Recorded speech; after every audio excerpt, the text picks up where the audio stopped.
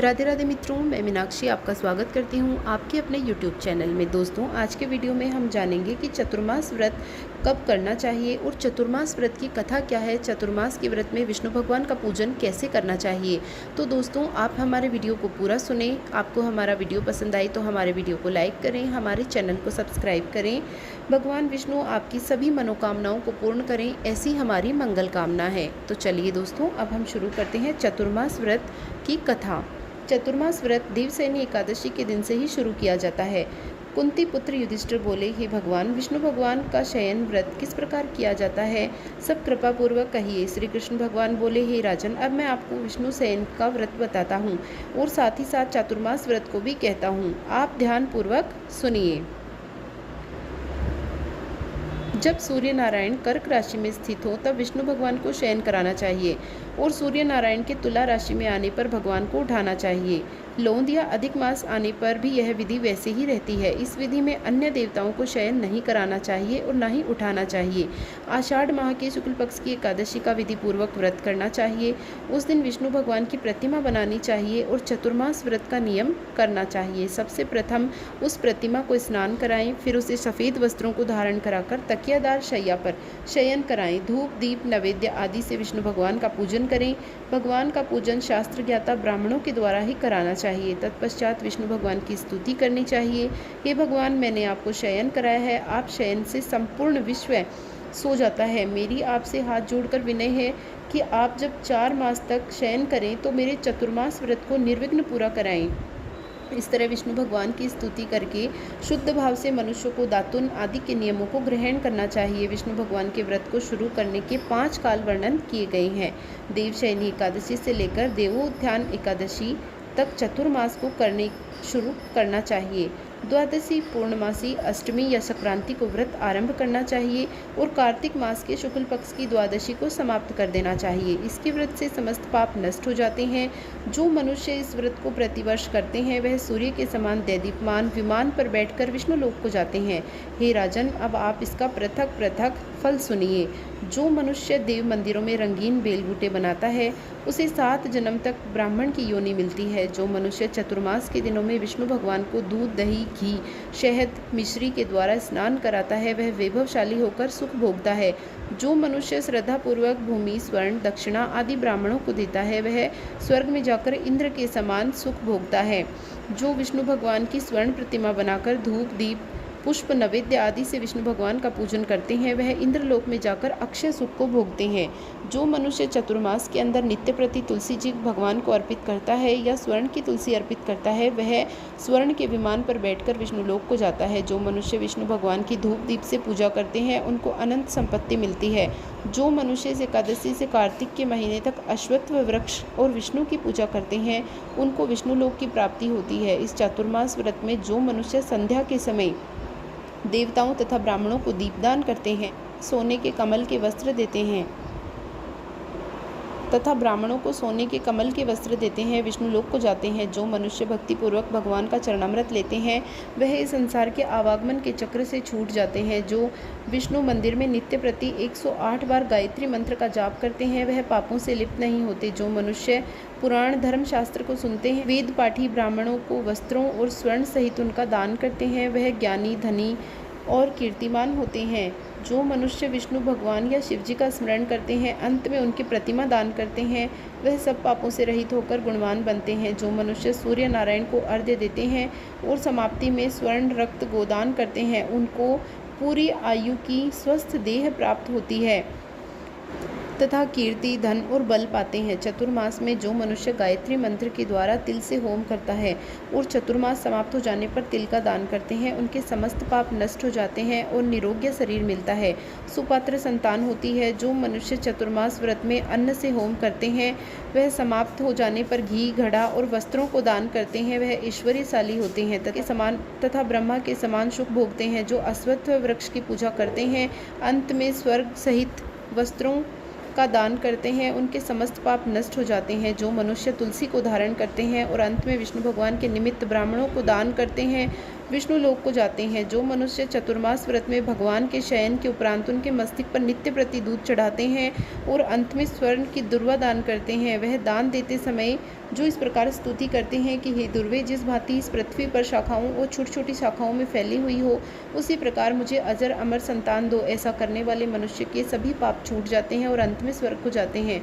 जो शिवजी और विष्णु भगवान के देवालय में गान करते हैं उन्हें रात्रि जागरण का फल मिलता है। जो मनुष्य चतुर्मास व्रत करते हैं उनको उत्तम ध्वनि वाला घंटा दान करना चाहिए। घंटा दान करने के उपरांत उनको भगवान की इस प्रकार स्तुति करनी चाहिए, हे भगवान, हे जगतपति, आप पापों का नाश करने वाले हैं। आप मेरे योग्य कार्यों को न करने और न करने योग्य कार्यों को करने से जो पाप उत्पन्न हुए हैं उनको नष्ट कीजिए। चतुर्मास व्रत के अंदर जो नित्य प्रति ब्राह्मणों का चरणामृत पान करते हैं वे समस्त पापों और दुखों से छूट जाते हैं तथा आयुवान और लक्ष्मीवान होते हैं।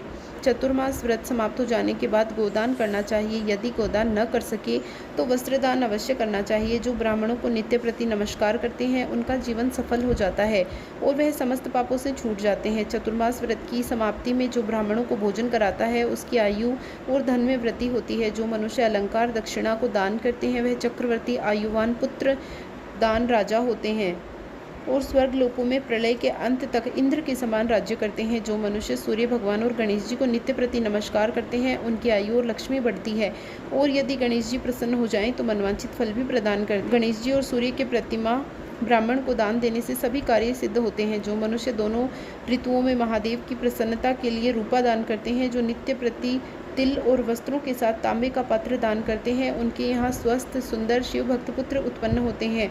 चतुर्मास व्रत की समाप्ति पर चांदी का पात्र या तांबा पात्र गुड़ और तिल के साथ उसका दान करना चाहिए। जो मनुष्य विष्णु भगवान के शयन करने के उपरांत यथाशक्ति वस्त्र और तिल के साथ स्वर्ण दान करते हैं उनके समस्त पाप नष्ट हो जाते हैं। इस लोक में भोग तथा परलोक में मोक्ष दोनों प्राप्त होते हैं। जो मनुष्य ब्राह्मणों की धूप दीप पुष्प से पूजा करते हैं और अन्न वस्त्र दान देते हैं तथा चातुर्मास व्रत के समाप्त होने पर शैया दान करते हैं उनको अक्षय सुख मिलता है और कुबेर के धन के समान धनवान होते हैं। वर्षा ऋतु में गोपी चंदन देते हैं, उस पर भगवान प्रसन्न होते हैं। इस लोक में भोग और परलोक में मुक्ति पाते हैं। चतुर्मास व्रत में विष्णु भगवान के शयन करने पर गुड़ और शक्कर का दान देते हैं। उसके व्रत के समाप्त हो जाने के बाद उस प्रकार उद्यापन करते हैं, 1 पल या 8 पल वाले तांबे के 8 पात्र या 48 पल का 1 तांबे का पात्र, उसमें शक्कर भरकर और वस्त्र फल दक्षिणा सहित ब्राह्मण को देना चाहिए। शक्कर सहित तांबे का पात्र सूर्य को प्रिय है, इससे मनुष्य के समस्त रोग नष्ट हो जाते हैं। उसके दान के प्रभाव से बलवान कीर्तिवान संतान उत्पन्न होती है जो मनवांछित फल देने वाली है। हे कुंती पुत्र, इस चतुर्मास व्रत को करने वाला मनुष्य गंधर्व विद्या में निपुण और स्त्रियों को प्रिय होता है। जो मनुष्य चतुर्मास व्रत में ब्राह्मणों को शाक फल आदि देते हैं और अंत में यथाशक्ति दान दक्षिणा वस्त्र आदि देते हैं वह सुखी राजा योगी बनते हैं। शाक और फल से देवता प्रसन्न होते हैं, अतः उनके देने से देवता प्रसन्न हो जाएंगे। जो मनुष्य इस व्रत में प्रतिदिन सोंठ, मिर्ची, पीपर का वस्त्र और दक्षिणा को दान करते हैं, इस व्रत के अंत में स्वर्ण की सोंठ, मिर्ची आदि दान देते हैं, वे 100 वर्ष तक जीते हैं और अंत में स्वर्ग को जाते हैं। जो मनुष्य बुद्धिमान ब्राह्मणों को मोती दान करता है वह कीर्ति को प्राप्त करता है। जो मनुष्य इस व्रत में तंबाकू दान करते हैं तो तंबाकू खाना छोड़ देते हैं। अंत में लाल वस्त्र ब्राह्मण को दान करते हैं, वह अगले जन्म में सौंदर्यशाली बनते हैं और निरोगी, बुद्धिमान, भाग्यवान और सुंदर वाणी बोलने वाले होते हैं। तंबाकू के दान से इस लोक में गंधर्व विद्या में निपुण और परलोक में स्वर्ग मिलता है। तंबाकू लक्ष्मी और मंगल प्रदान करती है, इसके दान से देवता प्रसन्न होते हैं, अंततः धन देते हैं। और इस व्रत में जो मनुष्य लक्ष्मी या पार्वती को प्रसन्न करने के लिए हल्दी का दान करते हैं और अंत में चांदी के पात्र में हल्दी रखकर दान देते हैं, वे स्त्रियां अपने पति के साथ और पति अपनी स्त्री के साथ सुख भोगते हैं। इससे उन्हें सौभाग्य, अक्षय धन और सुपात्र संतान मिलती है और उनकी देवलोक में पूजा होती है। इस व्रत में जो मनुष्य शिवजी और पार्वती जी की प्रसन्नता के लिए ब्राह्मण, स्त्री और पुरुषों को पूजा करते हैं तथा दक्षिणा, वस्त्र, स्वर्ण आदि दान करते हैं, व्रत में शुरू में शिवजी की स्वर्ण की प्रतिमा दान देते हैं, गो और बैल दान व ब्राह्मणों को मीठा भोजन कराते हैं, उन्हें संपत्ति और कीर्ति मिलती है। इस लोक में सुख भोग कर अंत में शिवलोक को जाते हैं। जो मनुष्य फल का दान करते हैं और व्रत के अंत में स्वर्ण दान करते हैं उसके सभी मनोरथ सिद्ध हो जाते हैं, संतान पैदा होती है। फलदान से इन्हें नंदन वन का सुख प्राप्त होता है। जो मनुष्य उस व्रत को पुष्पदान करते हैं उन्हें इस लोक में सुख मिलता है, इस पर लोक में गंधर्व पद मिलता है। इसमें वामन भगवान की प्रसन्नता के लिए ब्राह्मणों को दही युक्त भात खिलाना चाहिए। यदि यह नित्य न हो सके तो 8 अमावस्या और पूर्णमासियों को प्रत्येक रविवार या शुक्रवार को खिलाना चाहिए। इस व्रत की समाप्ति में भूमि दान न हो सके तो वस्त्र और स्वर्ण से युक्त पादुका का दान करना चाहिए।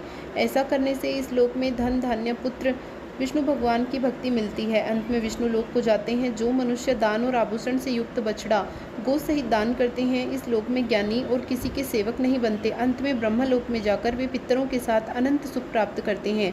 चतुर्मास व्रत में जो मनुष्य प्रजापत्य व्रत करते हैं और इसकी समाप्ति में गोदान करते हैं, ब्राह्मणों को भोजन कराते हैं, समस्त पापों से छूटकर ब्रह्मलोक को जाते हैं। इस व्रत में जो एक दिन छोड़कर वस्त्र और बैलों के साथ 8 हल दान करते हैं और शाक, मूल, फल आदि आहार करते हैं, वह विष्णुलोक को जाते हैं। जो मनुष्य पयोव्रत करते हैं और अंत में दूध वाली गाय दान देते हैं तो विष्णुलोक को जाते हैं। जो पलास पत्र पर भोजन करते हैं तथा तेल नहीं खाते, उनके समस्त पाप नष्ट हो जाते हैं। चतुर्मास व्रत के प्रभाव से ब्राह्मण घात करने वाला, सुरा पीने वाला, बालकों को मारने वाला, असत्य भाषण करने वाला, स्त्री को मारने वाला, किसी के व्रत को बिगाड़ने वाला, अगम्य गमन करने वाला, विधवा गमन करने वाला, ब्राह्मणी और चांडालनी से गमन करने वाला, इन सबके पाप नष्ट हो जाते हैं और अंत में निर्वाण पद को प्राप्त करते हैं। चतुर्मास व्रत के अंत में 64 पल, कांसे का पात्र, आभूषणों से युक्त बछड़ा गो सहित दान करना चाहिए। जो मनुष्य भूमि को लीपकर भगवान का स्मरण करके भोजन करते हैं, उन्हें आरोग्यता और पुत्र की प्राप्ति होती है। वह धार्मिक और चक्रवर्ती राजा होते हैं। उन्हें किसी शत्रु का भय नहीं रहता। अंत में वह स्वर्ग को जाते हैं। जो मनुष्य बिना मांगे हुए आभूषणों से युक्त चंदन सहित बैल दान करते हैं, उन्हें शठरस चंदन सहित बैल दान करते हैं, उन्हें शठरस युक्त भोजन कराते हैं, उन्हें विष्णु लोक प्राप्त होता है। जो मनुष्य भगवान के शयन करने पर नित्य प्रति रात्रि को जागरण करते हैं और अंत में ब्राह्मणों को भोजन कराते हैं, उन्हें शिवलोक की प्राप्ति होती है। चतुर्मास व्रत में जो मनुष्य नित्य प्रति एक समय खाकर रहता है और अंत में भूखे को भोजन कराता है, उन्हें स्वर्ग की प्राप्ति होती है। जो मनुष्य भक्तिपूर्वक भगवान की पूजा करता है और विष्णु लोक को जाता है, जो भगवान के शयन करने के बाद भूमि पर सोता है, अंत में शय्या दान करता है, उन्हें शिवलोक की पूजा होती है।